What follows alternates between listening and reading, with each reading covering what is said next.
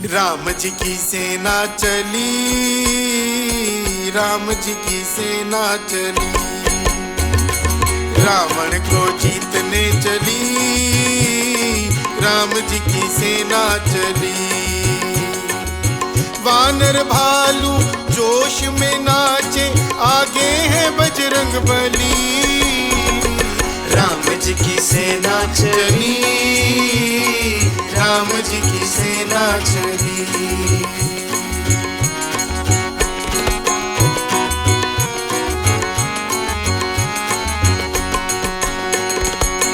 रावण सीता को हर लाया, दुर्भाग्य को गले लगाया, दुर्भाग्य को गले लगाया।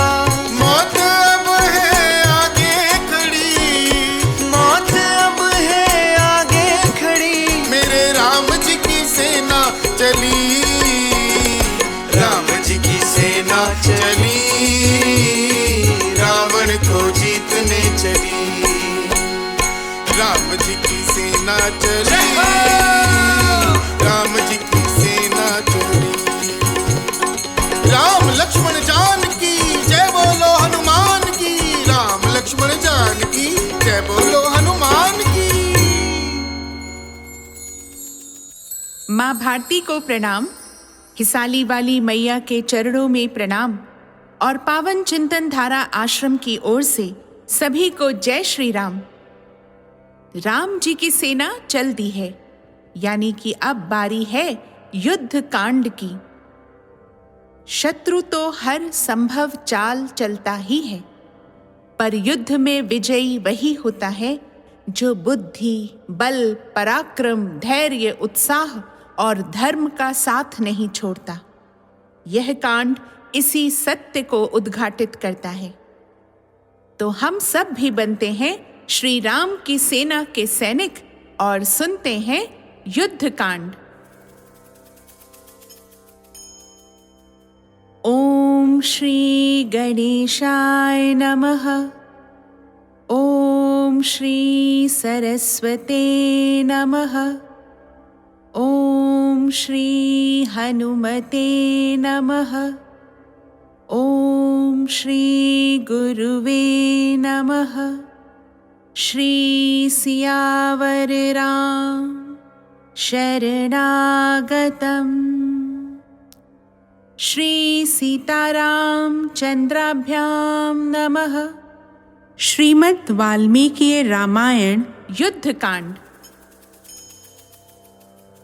चौथा सर्ग। श्री राम आदि के साथ वानर सेना का प्रस्थान और समुद्र तट पर उसका पड़ाव। हनुमान जी के वचनों को क्रमशः यथावत रूप से सुनकर सत्य पराक्रमी महातेजस्वी भगवान श्री राम ने कहा, हनुमन, मैं तुमसे सच कहता हूं, तुमने उस भयानक राक्षस की जिस लंकापुरी का वर्णन किया है उसे मैं शीघ्र ही नष्ट कर डालूंगा। सुग्रीव, तुम इसी मुहूर्त में प्रस्थान की तैयारी करो। सूर्य देव दिन के मध्य भाग में जा पहुंचे हैं, इसलिए इस विजय नामक मुहूर्त में हमारी यात्रा उपयुक्त होगी। रावण सीता को हर कर ले जाए, किंतु वह जीवित बचकर कहाँ जाएगा? सिद्ध आदि के मुंह से लंका पर मेरी चढ़ाई का समाचार सुनकर सीता को अपने जीवन की आशा बंध जाएगी, ठीक उसी तरह जैसे जीवन का अंत उपस्थित होने पर यदि रोगी अमृत का, अमृतत्व के साधन भूत दिव्य औषधि का स्पर्श कर ले अथवा अमृतोपम दव्र भूत औषधि को पी ले तो उसे जीने की आशा हो जाती है। आज उत्तरा फाल्गुनी नामक नक्षत्र है। कल चंद्रमा का हस्त नक्षत्र से योग होगा। इसलिए सुग्रीव, हम लोग आज ही सारी सेनाओं के साथ यात्रा कर दें। इस समय जो शकुन प्रकट हो रहे हैं और जिन्हें मैं देख रहा हूं, उनसे यह विश्वास होता है कि मैं अवश्य ही रावण का वध करके जनक नंदिनी सीता को ले आऊंगा। इसके सिवा मेरी दाहिनी आंख का ऊपरी भाग फड़क रहा है, वह भी मानो मेरी विजय प्राप्ति और मनोरथ सिद्धि को सूचित कर रहा है। यह सुनकर वानर राज सुग्रीव तथा लक्ष्मण ने भी उनका बड़ा आदर किया। तत्पश्चात अर्थवेत्ता नीति निपुण धर्मात्मा श्री राम ने फिर कहा, इस सेना के आगे आगे 1,00,000 वेगवान वानरों से घिरे हुए सेनापति नील मार्ग देखने के लिए चलें। सेनापति नील, तुम सारी सेना को ऐसे मार्ग से शीघ्रता पूर्वक ले चलो जिसमें फल मूल की अधिकता हो, शीतल छाया से युक्त सघन वन हो, ठंडा जल मिल सके और मधु भी उपलब्ध हो सके। संभव है दुरात्मा राक्षस रास्ते के फल मूल और जल को विष आदि से दूषित कर दें, अतः तुम मार्ग में सतत सावधान रहकर उनसे इन वस्तुओं की रक्षा करना। वानरों को चाहिए कि जहाँ गड्ढे, दुर्गम वन और साधारण जंगल हो, वहाँ सब ओर कूद फांद कर यह देखते रहें कि कहीं शत्रुओं की सेना तो नहीं छिपी है। ऐसा न हो कि हम आगे निकल जाएं और शत्रु अकस्मात पीछे से आक्रमण कर दे। जिस सेना में बाल, वृद्ध आदि के कारण दुर्बलता हो, वह यहाँ किष्किंधा में ही रह जाए, क्योंकि हमारा यह युद्ध रूपी कृत्य बड़ा भयंकर है। अतः इसके लिए बल विक्रम संपन्न सेना को ही यात्रा करनी चाहिए। सैकड़ों और हजारों महाबली कपि केसरी वीर महासागर की जलराशि के समान भयंकर एवं अपार वानर सेना के अग्रभाग को अपने साथ आगे बढ़ाए चले। पर्वत के समान विशाल काय गज, महाबली गवय तथा मतवाले सांड की भांति पराक्रमी गवाक्ष सेना के आगे आगे चले।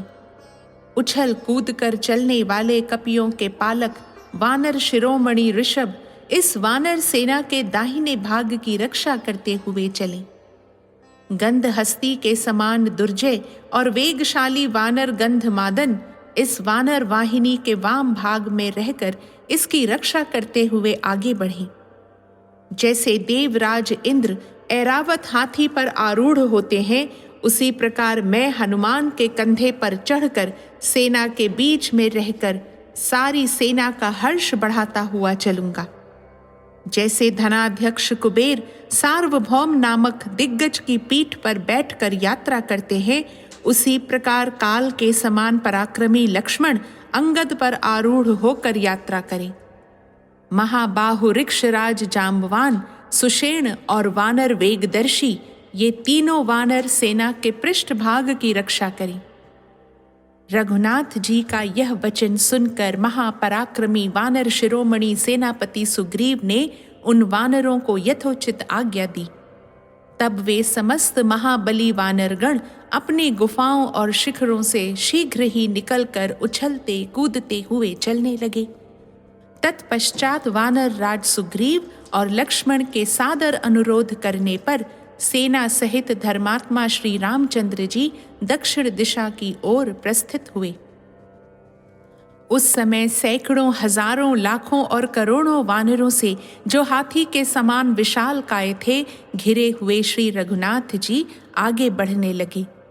यात्रा करते हुए श्री राम के पीछे वह विशाल वानर वाहिनी चलने लगी। उस सेना के सभी वीर सुग्रीव से पालित होने के कारण हृष्ट पुष्ट एवं प्रसन्न थे। उनमें से कुछ वानर उस सेना की रक्षा के लिए उछलते कूदते हुए चारों ओर चक्कर लगाते थे। कुछ मार्ग शोधन के लिए कूदते फांदते आगे बढ़ जाते थे। कुछ वानर मेघों के समान गरजते, कुछ सिंहों के समान दहाड़ते और कुछ किलकारियां भरते हुए दक्षिण दिशा की ओर अग्रसर हो रहे थे। वे सुगंधित मधु पीते और मीठे फल खाते हुए मंजरी पुंज धारण करने वाले विशाल वृक्षों को उखाड़कर कंधों पर लिए चल रहे थे। कुछ मत वाले वानर विनोद के लिए एक दूसरे को ढो रहे थे। कोई अपने ऊपर चढ़े हुए वानर को झटक कर दूर फेंक देते थे, कोई चलते चलते ऊपर को उछल पड़ते थे और दूसरे वानर दूसरों को ऊपर से धक्के देकर नीचे गिरा देते थे। श्री रघुनाथ जी के समीप चलते हुए वानर यह कहते हुए गर्जना करते थे कि हमें रावण को मार डालना चाहिए, समस्त निशाचरों का भी संहार कर देना चाहिए। सबसे आगे ऋषभ, नील और वीर कुमुद ये बहुसंख्यक वानरों के साथ रास्ता ठीक करते जाते थे। सेना के मध्य भाग में राजा सुग्रीव, श्री राम और लक्ष्मण, ये तीनों शत्रुसूदन वीर अनेक बलशाली एवं भयंकर वानरों से घिरे हुए चल रहे थे। शतबली नाम का एक वीर वानर 10 करोड़ वानरों के साथ अकेला ही सारी सेना को अपने नियंत्रण में रखकर उसकी रक्षा करता था। 100 करोड़ वानरों से घिरे हुए केसरी और पनस ये सेना के एक दक्षिण भाग की तथा बहुत से वानर सैनिकों को साथ लिए गज और अर्क ये उस वानर सेना के दूसरे वाम भाग की रक्षा करते थे। बहुसंख्यक भालुओं से घिरे हुए सुषेण और जाम्बवान ये दोनों सुग्रीव को आगे करके सेना के पिछले भाग की रक्षा कर रहे थे। उन सब के सेनापति कपि श्रेष्ठ वानर शिरोमणि वीर वर नील उस सेना की सब ओर से रक्षा एवं नियंत्रण कर रहे थे। दरिमुख, प्रजंघ, जंभ और रभस ये वीर सब ओर से वानरों को शीघ्र आगे बढ़ने की प्रेरणा देते हुए चल रहे थे।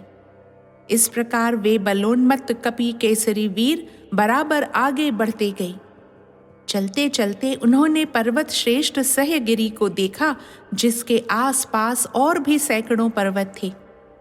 रास्ते में उन्हें बहुत से सुंदर सरोवर और तालाब दिखाई दिए, जिनमें मनोहर कमल खिले हुए थे। श्री रामचंद्र जी की आज्ञा थी कि रास्ते में कोई किसी प्रकार का उपद्रव न करे।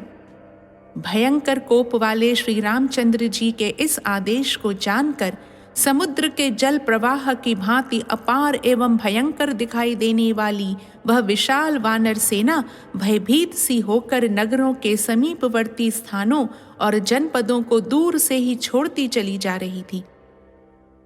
विकट गर्जना करने के कारण भयानक शब्द वाले समुद्र की भांति वह महाघोर जान पड़ती थी। वे सभी शूरवीर कपिकुंजर हाके गए अच्छे घोड़ों की भांति उछलते कूदते हुए तुरंत ही दशरथ नंदन श्री राम के पास पहुंच जाते थे। हनुमान और अंगद इन 2 वानर वीरों द्वारा ढोए जाते हुए वे नरश्रेष्ठ श्री राम और लक्ष्मण, शुक्र और बृहस्पति इन 2 महाग्रहों से संयुक्त हुए चंद्रमा और सूर्य के समान शोभा पा रहे थे। उस समय वानर राज सुग्रीव और लक्ष्मण से सम्मानित हुए धर्मात्मा श्री राम सेना सहित दक्षिण दिशा की ओर बढ़े जा रहे थे। लक्ष्मण जी अंगद के कंधे पर बैठे हुए थे। वे शकुनों के द्वारा कार्य सिद्धि की बात अच्छी तरह जान लेते थे। उन्होंने पूर्ण काम भगवान श्री राम से मंगलमयी वाणी में कहा, रघुनंदन, मुझे पृथ्वी और आकाश में बहुत अच्छे अच्छे शकुन दिखाई देते हैं। ये सब आपके मनोरथ की सिद्धि को सूचित करते हैं। इनसे निश्चय होता है कि आप शीघ्र ही रावण को मारकर हरी हुई सीता जी को प्राप्त करेंगे और सफल मनोरथ होकर समृद्धिशालिनी अयोध्या को पधारेंगे। देखिए, सेना के पीछे शीतल, मंद, हितकर और सुखमय समीर चल रहा है। ये पशु और पक्षी पूर्ण मधुर स्वर में अपनी अपनी बोली बोल रहे हैं। सब दिशाएं प्रसन्न हैं। सूर्य देव निर्मल दिखाई दे रहे हैं। भृगुनंदन शुक्र भी अपनी उज्जवल प्रभा से प्रकाशित हो आपके पीछे की दिशा में प्रकाशित हो रहे हैं। जहाँ सप्त ऋषियों का समुदाय शोभा पाता है, वह ध्रुव तारा भी निर्मल दिखाई देता है। शुद्ध और प्रकाशमान समस्त सप्तर्षि गण ध्रुव को अपने दाहिने रखकर उनकी परिक्रमा करते हैं। हमारे साथ ही महामना इक्ष्वाकु वंशियों के पितामह राजर्षि त्रिशंकु अपने पुरोहित वशिष्ठ जी के साथ हम लोगों के सामने ही निर्मल कांति से प्रकाशित हो रहे हैं। हम महामनस्वी इक्ष्वाकु वंशियों के लिए जो सबसे उत्तम है, वह विशाखा नामक युगल नक्षत्र निर्मल एवं उपद्रव शून्य मंगल आदि दुष्ट ग्रहों की आक्रांति से रहित होकर प्रकाशित हो रहा है। राक्षसों का नक्षत्र मूल, जिसके देवता निऋति हैं, अत्यंत पीड़ित हो रहा है। उस मूल के नियामक धूमकेतु से आक्रांत होकर वह संताप का भागी हो रहा है। यह सब कुछ राक्षसों के विनाश के लिए ही उपस्थित हुआ है क्योंकि जो लोग काल पाश में बंधे होते हैं उन्हीं का नक्षत्र समयानुसार ग्रहों से पीड़ित होता है। जल स्वच्छ और उत्तम रस से पूर्ण दिखाई देता है, जंगलों में पर्याप्त फल उपलब्ध होते हैं, सुगंधित वायु अधिक तीव्र गति से नहीं बह रही है और वृक्षों में ऋतुओं के अनुसार फूल लगे हुए हैं। प्रभो, व्यूहबद्ध वानरी सेना बड़ी शोभा संपन्न जान पड़ती है। तारकामय संग्राम के अवसर पर देवताओं की सेनाएं जिस तरह उत्साह से संपन्न थीं, इसी प्रकार आज ये वानर सेनाएं भी हैं। आर्य, ऐसे शुभ लक्षण देखकर आपको प्रसन्न होना चाहिए। अपने भाई श्री राम को आश्वासन देते हुए हर्ष से भरे सुमित्रा कुमार लक्ष्मण जब इस प्रकार कह रहे थे, उस समय वानरों की सेना वहां की सारी भूमि को घेर कर आगे बढ़ने लगी। उस सेना में कुछ रीछ थे और कुछ सिंह के समान पराक्रमी वानर। नख और दांत ही उनके शस्त्र थे। वे सभी वानर सैनिक हाथों और पैरों की अंगुलियों से बड़ी धूल उड़ा रहे थे। उनकी उड़ाई हुई उस भयंकर धूल ने सूर्य की प्रभा को ढककर संपूर्ण जगत को छिपा सा दिया।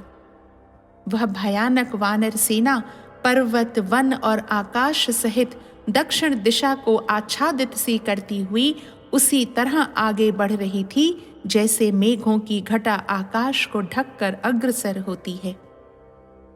वह वानरी सेना जब किसी नदी को पार करती थी, उस समय लगातार कई योजनों तक उसकी समस्त धाराएं उल्टी बहने लगती थीं। वह विशाल सेना निर्मल जल वाले सरोवर, वृक्षों से ढके हुए पर्वत, भूमि के समतल प्रदेश और फलों से भरे हुए वन, इन सभी स्थानों के मध्य में इधर उधर तथा ऊपर नीचे सब ओर की सारी भूमि को घेर कर चल रही थी। उस सेना के सभी वानर प्रसन्न मुख तथा वायु के समान वेग वाले थे। रघुनाथ जी की कार्य सिद्धि के लिए उनका पराक्रम उबला पड़ता था। वे जवानी के जोश और अभिमान जनित दर्प के कारण रास्ते में एक दूसरे को उत्साह, पराक्रम तथा नाना प्रकार के बल संबंधी उत्कर्ष दिखा रहे थे।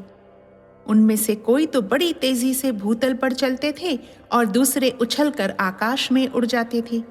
कितने ही वनवासी वानर किलकारियां भरते, पृथ्वी पर अपनी पूंछ फटकारते और पैर पटकते थे।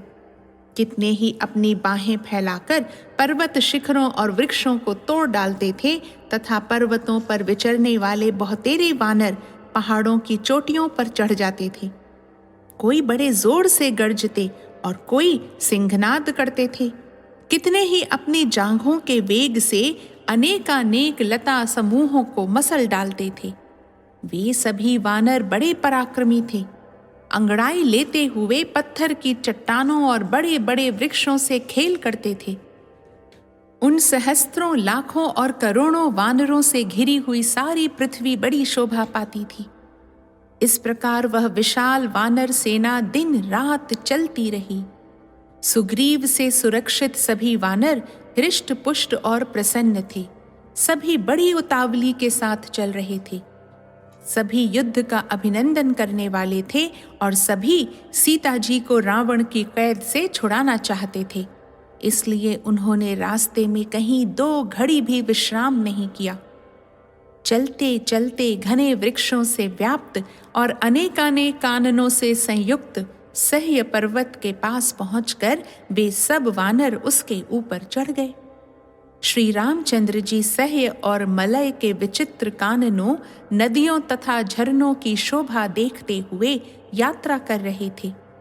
वे वानर मार्ग में मिले हुए चंपा, तिलक, आम, अशोक, सिंधुवार, तिनिश और करवीर आदि वृक्षों को तोड़ देते थे। उछल उछल कर चलने वाले वे वानर सैनिक रास्ते के अंकोल, करंज, पाकड़, बरगद, जामुन, आंवले और नीप आदि वृक्षों को भी तोड़ डालते थे। रमणीय पत्थरों पर उगे हुए नाना प्रकार के जंगली वृक्ष वायु के झोंके से झूम झूम कर उन वानरों पर फूलों की वर्षा करते थे। मधु से सुगंधित वनों में गुनगुनाते हुए भौरे के साथ चंदन के समान शीतल मंद सुगंध वायु चल रही थी। वह पर्वत राज गैरिक आदि धातुओं से विभूषित हो बड़ी शोभा पा रहा था। उन धातुओं से फैली हुई धूल वायु के वेग से उड़कर उस विशाल वानर सेना को सब ओर से आच्छादित कर देती थी। रमणीय पर्वत शिखरों पर सब ओर खिली हुई केतकी, सिंधुवार और वासंती लताएं बड़ी मनोरम जान पड़ती थीं। प्रफुल्ल माधवी लताएं सुगंध से भरी थीं और कुंद की झाड़ियां भी फूलों से लदी हुई थीं।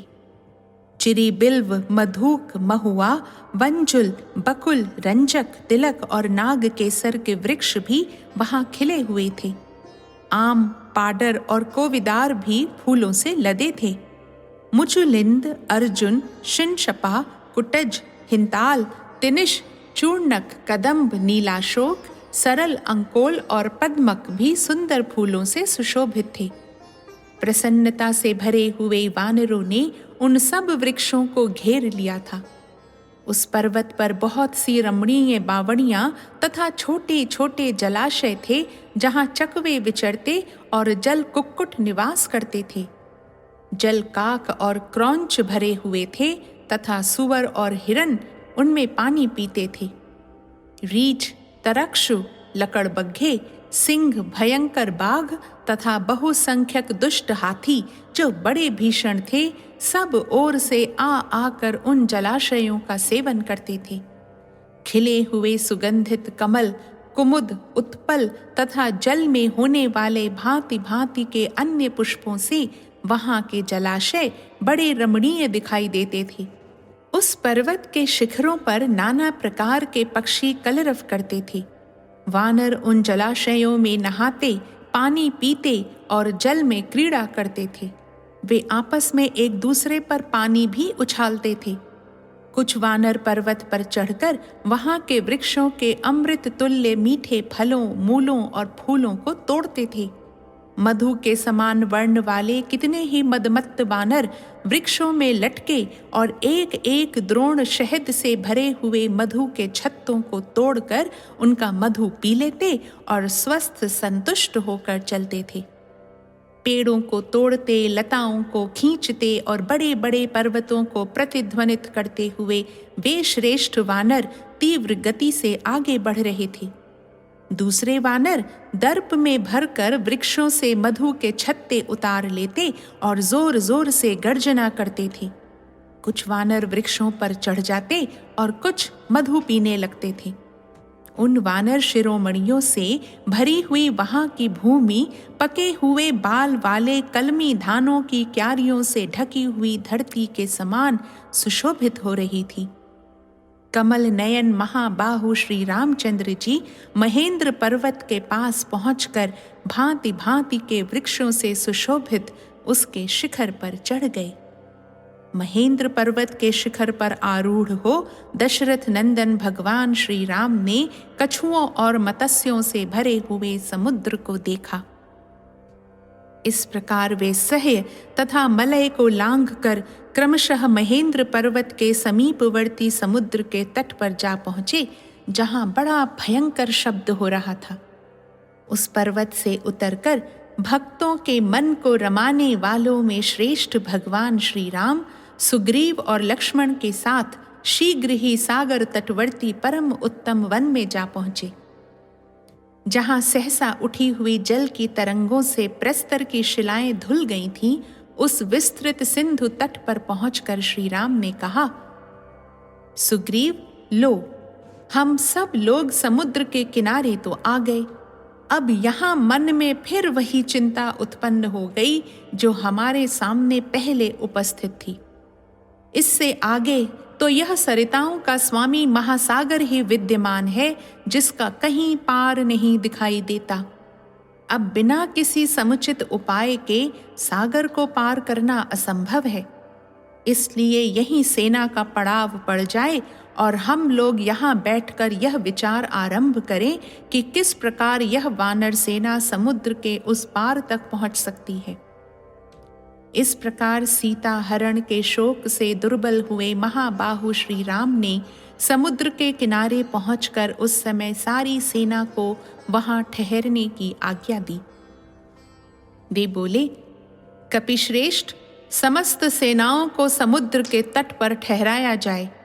अब यहाँ हमारे लिए समुद्र लंघन के उपाय पर विचार करने का अवसर प्राप्त हुआ है। इस समय कोई भी सेनापति किसी भी कारण से अपनी अपनी सेना को छोड़कर कहीं अन्यत्र न जाए। समस्त शूरवीर वानर सेना की रक्षा के लिए यथास्थान चले जाएं। सबको यह जान लेना चाहिए कि हम लोगों पर राक्षसों की माया से गुप्त भय आ सकता है। श्री रामचंद्र जी का यह वचन सुनकर लक्ष्मण सहित सुग्रीव ने वृक्षावलियों से सुशोभित सागर तट पर सेना को ठहरा दिया। समुद्र के पास ठहरी हुई वह विशाल वानर सेना मधु के समान पिंगल वर्ण के जल से भरे हुए दूसरे सागर की सी शोभा धारण करती थी। सागर तटवर्ती वन में पहुंचकर वे सभी श्रेष्ठ वानर समुद्र के उस पार जाने की अभिलाषा मन में लिए वहीं ठहर गए। वहां डेरा डालते हुए उन श्री राम आदि की सेनाओं के संचरण से जो महान कोलाहल हुआ, वह महासागर की गंभीर गर्जना को भी दबाकर सुनाई देने लगा। सुग्रीव द्वारा सुरक्षित वह वानरों की विशाल सेना श्री रामचंद्र जी के कार्य साधन में तत्पर हो रीछ, लंगूर और वानरों के भेद से 3 भागों में विभक्त होकर ठहर गई। महासागर के तट पर पहुंचकर वह वानर सेना वायु के वेग से कंपित हुए समुद्र की शोभा देखती हुई बड़े हर्ष का अनुभव करती थी। जिसका दूसरा तट बहुत दूर था और बीच में कोई आश्रय नहीं था तथा जिसमें राक्षसों के समुदाय निवास करते थे, उस वरुणालय समुद्र को देखते हुए वे वानर यूथपति उसके तट पर बैठे रहे। क्रोध में भरे हुए नाकों के कारण समुद्र बड़ा भयंकर दिखाई देता था। दिन के अंत और रात के आरंभ में प्रदोष के समय चंद्रोदय होने पर उसमें ज्वार आ गया था। उस समय वह फेन समूहों के कारण हंसता और उत्ताल तरंगों के कारण नाचता सा प्रतीत होता था। चंद्रमा के प्रतिबिंबों से भरा सा जान पड़ता था। प्रचंड वायु के समान वेगशाली बड़े बड़े ग्राहों से और तिमी नामक महामत्स्यों को भी निगल जाने वाले महाभयंकर जल जंतुओं से व्याप्त दिखाई देता था। वह वरुणालय प्रदीप्त फणों वाले सर्पों, विशालकाय जलचरों और नाना पर्वतों से व्याप्त जान पड़ता था। राक्षसों का निवास भूत वह अगाध महासागर अत्यंत दुर्गम था। उसे पार करने का कोई मार्ग या साधन दुर्लभ था। उसमें वायु की प्रेरणा से उठी हुई चंचल तरंगें जो मगरों और विशालकाय सर्पों से व्याप्त थीं, बड़े उल्लास से ऊपर को उठती और नीचे को उतर आती थीं। समुद्र के जलकण बड़े चमकीले दिखाई देते थे। उन्हें देखकर ऐसा जान पड़ता था मानो सागर में आग की चिंगारियां बिखेर दी गई हों। फैले हुए नक्षत्रों के कारण आकाश भी वैसा ही दिखाई देता था। समुद्र में बड़े बड़े सर्प थे। आकाश में भी राहु आदि सर्पाकार ही देखे जाते थे।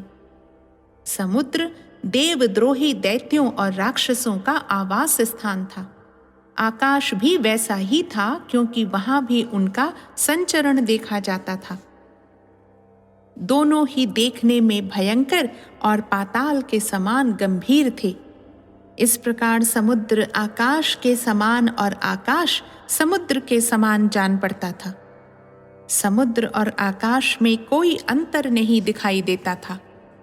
जल आकाश से मिला हुआ था और आकाश जल से। आकाश में तारे छिटके हुए थे और समुद्र में मोती, इसलिए दोनों एक से दिखाई देते थे। आकाश में मेघों की घटा घिर आई थी और समुद्र तरंग मालाओं से व्याप्त हो रहा था। अतः समुद्र और आकाश दोनों में कोई अंतर नहीं रह गया था। परस्पर टकराकर और सटकर सिंधु राज की लहरें आकाश में बजने वाली देवताओं की बड़ी बड़ी भेरियों के समान भयानक शब्द करती थीं। वायु से प्रेरित हो रत्नों को उछालने वाली जल की तरंगों के कलकल नाद से युक्त और जल जंतुओं से भरा हुआ समुद्र इस प्रकार ऊपर को उछल रहा था मानो रोष से भरा हुआ हो। उन महामनस्वी वानर वीरों ने देखा, समुद्र वायु के थपेड़े खाकर पवन की प्रेरणा से आकाश में ऊंचे उठकर उत्ताल तरंगों के द्वारा नृत्य सा कर रहा था।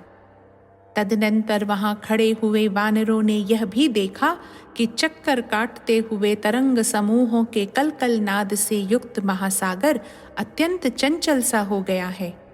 यह देखकर उन्हें बड़ा आश्चर्य हुआ। इस प्रकार श्री वाल्मीकि निर्मित आर्ष रामायण आदि काव्य के युद्ध कांड में चौथा सर्ग पूरा हुआ। रामो राजमणिः सदा विजयते, रामं रमेशं भजे, रामेणाभिहता निशाचरचमू, रामाय तस्मै नमः।